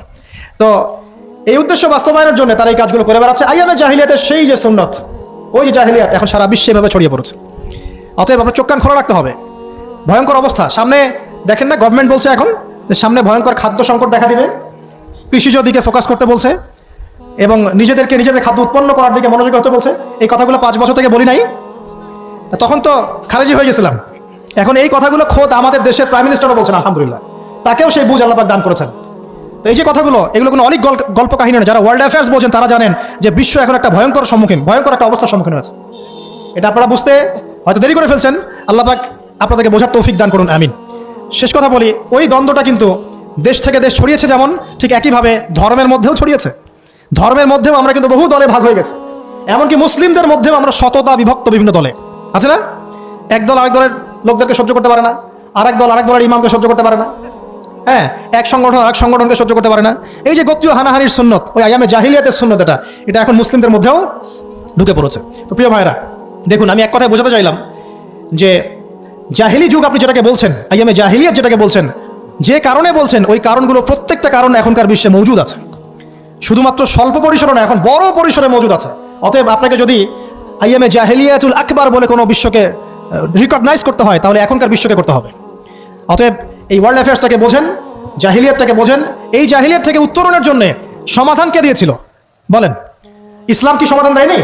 ইসলাম সমাধান দিয়েছে, কোরআন সমাধান দিয়েছে। রাসূলুল্লাহ সাল্লাল্লাহু আলাইহি ওয়াসাল্লাম 23 বছরের মধ্যেই সমস্ত জাহিলিয়াতকে দূর করে দিয়েছে, দেন নাই? বলেন, 23 বছর পর কি মক্কায় শিরক ছিল? বলেন, 23 বছর পর কি মক্কায় সুদ ছিল? 23 বছর পর কি মক্কায় জেনা, এই যে আপনার ব্যভিচার, এই যে আপনার মাদক, এই যে গোত্রীয় হানাহানি, নারীর অবমাননা, এগুলো ছিল? তাহলে একজন মহামানব, তিনি 23 বছরের মধ্যেই পুরো সমাজটাকে সংস্কার করে ফেললেন না? সেই রাসূল সাল্লাল্লাহু আলাইহি ওয়াসাল্লামের সুন্নত কি মরে গেছে? সেই আল্লাহ কি মরে গেছেন? নাউজুবিল্লাহ। সেই আল্লাহ পাকের নাজিলকৃত কোরআন এবং হাদিস কি মরে গেছে? তাহলে সেই আল্লাহ যদি জীবিত থাকেন, সেই রাসূলের আদর্শ যদি জীবিত থাকে এবং সেই কোরআন যদি এখনো মুসলিমদের হাতে থাকে, তাহলে এখনকার বিশ্বের জাহিলিয়াত আমরা ফেস করতে পারবো না? পারবো না ইনশাল্লাহ? পারবেন ইনশাল্লাহ? কি করবেন তাহলে? মোটা দাগে কয়েকটা কথা বলে শেষ করে দিই। 1 নাম্বার, প্রিয় ভাই, জ্ঞান অর্জন করেন, প্রচুর পড়াশোনা করেন। জ্ঞান অর্জনের ক্ষেত্রে সাম্প্রদায়িক হবেন না, এতটুকু নিব না, এর থেকে নিব, ওর থেকে নিব না, এমন হবেন না। জ্ঞান যেখানে পাচ্ছেন নিতে থাকেন। আল্লাহ পাক আপনাকে নূর দিবেন ইনশাআল্লাহ। আল্লাহ যখন আপনাকে নূর বা আলো দিবে তার পক্ষ থেকে, আপনি এমন কিছু দেখবেন যা অন্যরা দেখতে পাচ্ছে না। আপনি খিজির হয়ে যাবেন ইনশাআল্লাহ আলাইহিস সালাম। যে মুসা আলাইহিস সালাম বুঝতে পারছেন না কেন নৌকা ফুটা করছে, কেন বাচ্চাকে হত্যা করছে, আর কেন দেয়াল নির্মাণ করছে, কিন্তু খিজির আলাইহিস সালাম বুঝতে পারছেন কেন এগুলো করতে হচ্ছে। 2 নাম্বার, প্রিয় ভাই, আপনার হায়াতটাকে মূল্যায়ন করেন। আজকে তওবা করে ফিরে আসেন, 5 ওয়াক্ত নামাজি হয়ে যান, সময় অপচয় বন্ধ করেন, যৌবনকালটাকে কাজে লাগান, সিরিয়াস হন, জীবনটার ব্যাপারে সিরিয়াস হন। জীবনটা কিন্তু হেলাই খেলার বিষয় না। একবার চলে গেলে, একবার মৌত হয়ে গেলে, কান্নাকাটি কোটি কোটি বছর করলে আল্লাহ পাক আর দ্বিতীয়বার পৃথিবীতে ফিরাই দিবে না, দিবে? তো কি কারণে আমরা আমাদের সময়টাকে হেলায় নষ্ট করছি? সুযোগ আছে কোনো সুযোগ নাই। যেই কাজের পরকালীন কোনো ফায়দা নাই, সেই কাজে আমি নাই। সোজা কথা বুঝেন? যেই কাজে পরকালের কোনো ফায়দা নাই, সেখানে আমি নাই, এরকম আকীদা রাখবেন। ইলম অর্জন করবেন কেন? পরকালের ফায়দা আছে তাই। নামাজ কেন পড়বেন? পরকালে ফায়দা আছে তাই। প্রেমের সম্পর্ক করবো না কেন? পরকালে ফায়দা নাই তাই। এই মিউজিক শুনবো না কেন? আমি পরকালে কোনো ফায়দা নাই তাই। আমি হয়তো এসব টিকটকের পিছনে ঘুরবো না কেন? পরকালে কোনো ফায়দা নাই তাই। যে কাজ পরকালে ফায়দা দিবে, আমি সেই কাজে আছি। পারা যাবে ইনশাআল্লাহ? আল্লাহ তৌফিক দান করুন। যুবক ভাইদেরকে আমি অনুরোধ করবো যে আপনাদের যৌবনটা আগামী মুসলিম উম্মার ভবিষ্যৎ। এই যে বলে না যে জাতির কাণ্ডারি হবে অমুক তমুক, কেউ জাতির কাণ্ডারি হতে পারবে না। জাতির কাণ্ডারি যদি হতে চায়, তাহলে মুসলিম যুবকরাই হতে পারবে ইনশাআল্লাহ। যারা সারাদিন মাদকদ্রব্য সেবন করে, এরা জাতিকে কিচ্ছু দিতে পারবে না। যারা সারাদিন হকি স্টিক নিয়ে ঘুরছে আর নির্মমভাবে মানুষকে মারছে, এরা জীবনেও জাতিকে কিচ্ছু দিতে পারবে না। ফাসাদ সৃষ্টি করা ছাড়া কিচ্ছু করতে পারবে না। দেশকে, জাতিকে এবং উম্মাকে যদি এগিয়ে নিতে হয়, শুধু মুসলিম যুবকরাই পারবে ইনশাআল্লাহ। এবং কারা পারবে? যারা অন্য ধর্মের মানুষ কিন্তু মনটা স্বচ্ছ সৎ, তারাও পারবে। যাদের মনে সততা আছে, অন্য ধর্মের হলেও তারা পারবে ইনশাআল্লাহ। যার মনে সততা নাই, সে পারবে না কখন। করাপ্টেড দুর্নীতিপূর্ণ মন নিয়ে কখনো দেশের খেদমত জাতির খেদমত করা যায় না। বাংলাদেশের সবচেয়ে বড় সমস্যা দুর্নীতি, বাংলাদেশের 1 নম্বর সমস্যা দুর্নীতি। দুর্নীতি যদি না থাকতো আর সমস্ত কালো টাকা যদি সাদা করা যেত, বাংলাদেশের মানুষকে আজকে না খেয়ে মরতে হতো না। সামনের দিনগুলো কঠিন হবে, ভয়াবহ হবে, এটা সবাই বুঝতে পারছে, হয়তো শুধু আপনারা পারছেন না। আল্লাহ পাক আপনাদেরকে বোঝার তৌফিক দান করুন, আমিন। সামনে যান, নিজের জীবনকে কাজে লাগান, যৌবনকে কাজে লাগান, একটা হালাল রিজিক সার্চ করেন। অল্প রিজিকে সন্তুষ্ট হয়ে যান, উচ্চাভিলাষী হবেন না। উচ্চাভিলাষী হওয়ার দরকার নাই, যতটুকু আসছে আলহামদুলিল্লাহ, এটুকুর মধ্যেই সন্তুষ্ট থাকেন, পারবেন ইনশাআল্লাহ। সামনে যাবেন, আদর্শ পরিবার করবেন, পরিবারের মধ্যে ইসলাম থাকবে। পরিবারের পিতা হবে ইব্রাহিম, পরিবার সন্তান হবে ইসমাইল, পরিবারের স্ত্রী হবে হাজারা অথবা সারা আলাইহিস সালাম। দিনদার ছেলে নাই, বিয়ে নাই, দিনদার মেয়ে নাই, বিয়ে নাই। ওই যেটা আপনি মনে করছেন রূপ সৌন্দর্য হাবিজাবি, কিচ্ছু থাকবে না ভাই, কিচ্ছু থাকবে না। 1 বছর 2 বছর পরে সব শেষ। দিনদার স্ত্রী পাবেন, চোখ বন্ধ করে বিয়ে করে ফেলবেন, আর দিনদার স্বামী পাবেন, বিয়ে করে ফেলবেন। আমার স্বামী কত বড় ব্যাংকের চাকরি করে, কত বড় ডিগ্রি, কত বড় সার্টিফিকেট, এটা পরের ইস্যু। আগের ইস্যু হচ্ছে আমার স্বামী নামাজ পড়ে কিনা, এই লোক আমার স্বামী হতে যাচ্ছে, এর দাঁড়িয়ে আছে কিনা, ইসলাম পালন করে কিনা, ইসলামের প্রতি ভালো ধারণা আছে কিনা, সে আমাকে পর্দায় রাখবে কিনা, এগুলো বড় জিনিস। পরিবার করবো ইসলামিক ভিত্তিতে, ইসলাম নাই, পরিবার নাই। এমনকি পরিবার গড়ার পরেও যদি দেখেন যে পরিবারের সদস্যদেরকে বোঝাতে বোঝাতে আপনি ক্লান্ত হয়ে যাচ্ছে, পরিবারের সদস্যদেরকে দিন বোঝাতে আপনি ক্লান্ত, কিছুতেই দিন বুঝতে চায় না, আপনি আসহাবুল কাহাফ হয়ে যান, তাও ভালো। বুঝেন নাই? আপনি নিজের চরকায় তেল দেন, ওটা বাদ দেন, ওর কবরের হিসাব ওর উপর ছেড়ে দেন, আপনি ইব্রাহিম হয়ে যান, আপনি আসহাবুল কাহাফ হয়ে যান, তাও ভালো। ইসলাম নিয়ে কোনো কম্প্রোমাইজ নাই। পরিবারের সদস্যরাও যদি আল্লাহর পথে চলার ক্ষেত্রে প্রতিবন্ধকতা সৃষ্টি করে, বাদ দিয়ে দেন, দরকার নেই। আল্লাহর জমিন প্রশস্ত, আল্লাহর জমিন প্রশস্ত, আল্লাহর রিজিক প্রশস্ত, ইনশাআল্লাহ। আল্লাহ পাক উত্তম আরো কিছু দিবেন আপনাকে ইনশাআল্লাহ তাআলা। খেয়াল রাখবেন, পরিবারের মধ্যে ইসলাম থাকতে হবে। এখানে কিন্তু আপনাকে কেউ বাধা দিবে না, এর কর্তা আপনি নিজেই। আল্লাহ পাক তৌফিক এনায়েত করুন, আমিন। পাশাপাশি সৎ কাজের আদেশ করেন, অসৎ কাজে নিষেধ করেন। মুসলিম উম্মার মধ্যে ঐক্যের চেষ্টা করেন, বিভক্তি সৃষ্টি করবেন না। সবার মধ্যে ভালো জিনিস আছে, নিয়ে নেন, খারাপগুলো ছেড়ে দেন। এমন কোনো সংগঠন বা দল বা জামা নাই যার 100%ই পরিশুদ্ধ, এমন কোনো নাই, কোথাও নাই। সবার মধ্যেই কিছু না কিছু ভুল থাকবেই, কিছু না কিছু ফল্ট থাকবেই। ওই ফল্টগুলোকে নিয়ে যদি আপনি পড়ে থাকেন আর কাদা ছড়াছড়ি করতে থাকেন, কাজ হবে না। এখন এই যুগটা সেই যুগ না। এটা কি সাহাবীদের যুগ যে চুল ছেঁড়া বিশ্লেষণ করতে হবে? এখন কি খেলাফা কায়েম আছে? সাহাবীদের যুগে খেলাফা কায়েম আছে, ইসলামিক অর্থনীতি কায়েম আছে, ইসলামিক রুলিংস চলছে। তখন সূক্ষ্ম বিষয় নিয়ে সাহাবীরা একে অপরের সাথে কনফ্লিক্টে যাচ্ছে, মত পার্থক্য হচ্ছে। এখন তো কিছুই নাই, এখন আপনি ওই ছোটখাটো বিষয় নিয়ে পড়ে আছেন, বড় বিষয়ের তো খোঁজ নাই এখন। আল্লাহ পাক আমাদেরকে বোঝার তৌফিক এনায়েত করুন, আমিন। সামনে এগিয়ে যাবেন এবং দিনের জন্য কিছু করার চেষ্টা করবেন। আপনার জান, আপনার মাল, আপনার সময় শ্রম দিয়ে ইসলামের জন্য কিছু করে যাওয়ার চেষ্টা করেন। কিছু না পারেন, একটা এতিমখানা করেন, একটা মাদ্রাসা করেন, একটা মসজিদ করেন, ঠিক আছে, একটা সামাজিক সংগঠন করেন, একটা কি বলবো, আপনি যদি পলিটিক্সও করেন, কোনো সমস্যা নাই, কিন্তু এটাকে ভালোর দিকে নিয়ে আসেন, ন্যায়ের দিকে নিয়ে আসেন। দুর্নীতি অন্যায় বাদ দেন, অন্যের ক্ষতি করা বাদ দেন, অন্যের গীবত তোহমতের সংস্কৃতি বাদ দেন, ভালো কিছু করেন, সামাজিক কাজ করেন, মানবতার কাজ করেন। আপনি যদি লিখতে পারেন লিখেন, বলতে পারলে বলেন। আপনি কিছু করতে পারেন না, অ্যাটলিস্ট আপনি ইসলামপন্থীদেরকে সাপোর্ট দেন, আপনার সম্পদ দিয়ে, আপনার অর্থ দিয়ে সাপোর্ট করেন। কিচ্ছু করতে পারছেন না, কিছুই করার ক্ষমতা নাই, নিজেকে নিয়ে ব্যস্ত থাকেন, আগুন উস্কে দিয়েন না। মনে করেন আপনার কিছু করারই ক্ষমতা নাই, কোনো যোগ্যতা নাই, ঠিক আছে, আপনি চুপ থাকেন, অ্যাটলিস্ট আপনি আগুন উস্কে দিয়েন না, নিজেকে নিয়ে ব্যস্ত থাকেন, আপনি আপনার কাজ করেন। আল্লাহ পাক আমরা সবাইকে দিনের জন্য কিছু করার তৌফিক দান করুন, আমিন।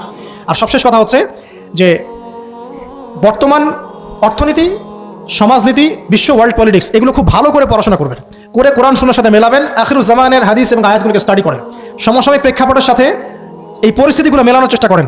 দেখবেন আপনার চোখ আল্লাহ খুলে দেবে ইনশাআল্লাহ। এবং ইনশাআল্লাহ আযজা ওয়া জাল আপনি এমন কিছু সলিউশন জাতির সামনে উপস্থাপন করতে পারবেন যেটা আর 10 জন পারছে না ইনশাআল্লাহ।